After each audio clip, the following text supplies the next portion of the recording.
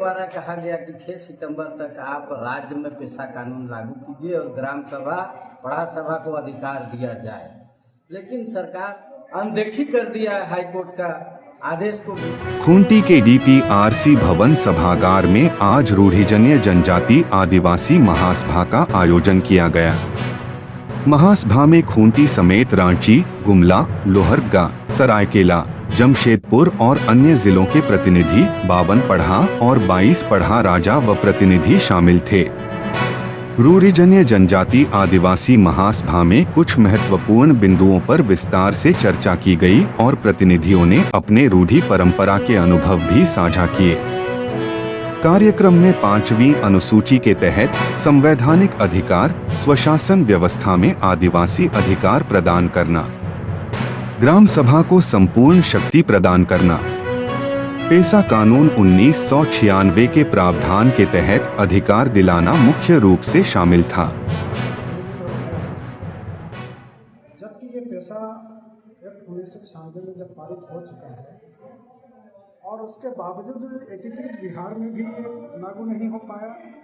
अब जब अलग झारखंड राज्य हुआ, आज लगभग अलग हुआ हमारा 25 साल कंप्लीट हो गया है, उसके बावजूद भी आज तक अगर पेशा नियमावली बनने के बाद लागू नहीं हो रहा है, इसके पीछे कहीं ना कहीं यहाँ के पूंजीवादी व्यवस्था हो या फिर यहाँ के जो बाहरी माइग्रेट किए हुए लोगों का जो मंशा हो वो झलकती है।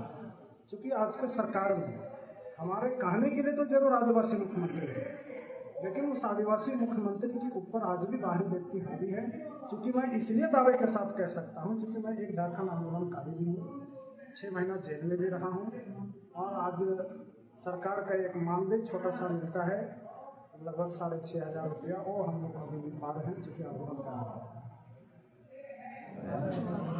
रहे हैं। जो अलिखित 7वें लोक के साथ संविधान इसी को धरातल पर उतारने के लिए कार्यशाला चल रही है।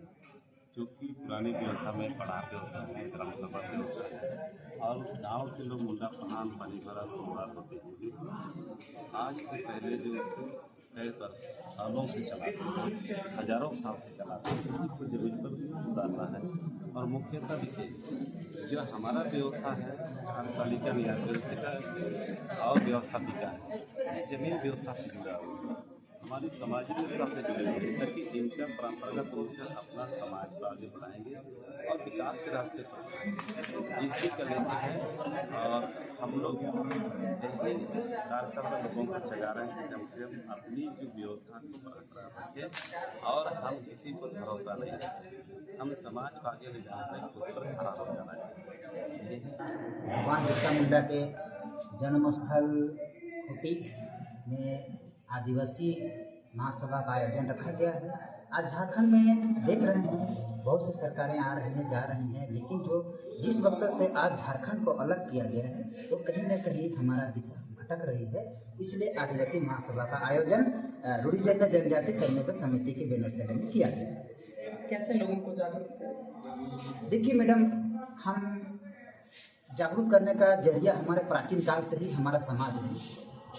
इस धरती पे मानव चाहे पशु पक्षी सभी को शिक्षा है और हम मानते हैं इस धरती में जितने भी प्राणी हैं सभी आदिवासी के एक अंग हैं। और इस अंग के साथ आज हमारे पूर्वज जब हमारा लोकतंत्र था, उसके बाद राजतंत्र था, उसके बाद राजा महाराजा आए गए, उस समय भी आदिवासी यहाँ हमेशा अपनी जो संस्कृति है उसको बरकरार रखा। और उस संस्कृति के अंतर्गत आज हमें संविधान में जो 1996 संविधान के अंतर्गत पेशा कानून का जो नियमावली मिला है, उस नियमावली के अंतर्गत ये सब दर्शाया गया है। और इसी दर्शाया हुआ कानून को हम लोग हूबहू जो 23 प्रावधान है उसको लागू करना चाहिए। पेशा 1996 को लेकर के हाईकोर्ट के द्वारा कहा गया कि 6 सितंबर तक आप राज्य में पेशा कानून लागू कीजिए और ग्राम सभा पढ़ा सभा को अधिकार दिया जाए, लेकिन सरकार अनदेखी कर दिया है हाईकोर्ट का आदेश को भी। उसी को लेकर के यहाँ हम लोग खूंटी पंचायती राज संसाधन केंद्र में कार्यक्रम रखे, न्यायालय के संबंध में, न्यायालय के समर्थन में। ये जो उच्च न्यायालय झारखंड सरकार है उसके समर्थन में आज यहाँ हम लोग मीटिंग रखे हैं। और इस कार्यक्रम के तहत हम लोग संदेश देना चाहते हैं, पारंपरिक स्वशासन व्यवस्था के अंदर जितना हमारे पढ़ा राजा, मानकी मुंडा, दोकलो सोहर, ग्राम प्रधान पहान मुंडा मानकी हड़म, ऐसे पदाधिकारियों को आज यहाँ संदेश देंगे और यहाँ से लोग जाएगा और न्यायालय के समर्थन में पूरे झारखंड राज्य में हम लोग एक आंदोलन जोरदार तरीका से करेंगे जब तक पेशा 1996 ग्राम सभा और पढ़ा सभा को अधिकार नहीं देती है। ठीक है, क्या नाम हुआ आपका? महादेव मुंडा दिसुम, पढ़ा संयोजक, खूंटी रांची और विधि आदिवासी महासभा के अध्यक्ष भी हूँ। बात है कि ये रूढ़ी जो विधि का बल मिला हुआ है उस पर चर्चाएं हुई। उस जो कस्टमरी लॉ है, ये कस्टमरी लॉ हम लोग का अलिखित है, तो उसको किस तरह से फिर लिखित पे लिया जाएगा, क्योंकि अभी संविधान पे बहुत जरूरी है, क्योंकि संविधान पे जो अधिकार है वो अभी लिखित में मांगा जा रहा है। ये एक बात है। दूसरा होगा कि पेशा कानून अधिनियम तो बन चुका है, लेकिन उसका नियमावली भी बनने के बावजूद भी अभी ये सरकार जो है वो लागू नहीं कर रही है, तो उसके लिए भी हम लोग चर्चा करेंगे। तीसरा है कि ये जो अभी साहित्य अकादमी बनाया गया है वो हो गया आपका 2/9/2025 को कैबिनेट में पारित किया है।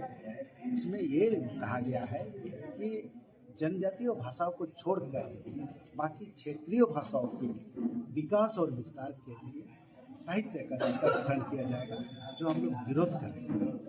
आदिवासी बहुल राज्य है तो आदिवासियों का ये भाषा साहित्य होना चाहिए।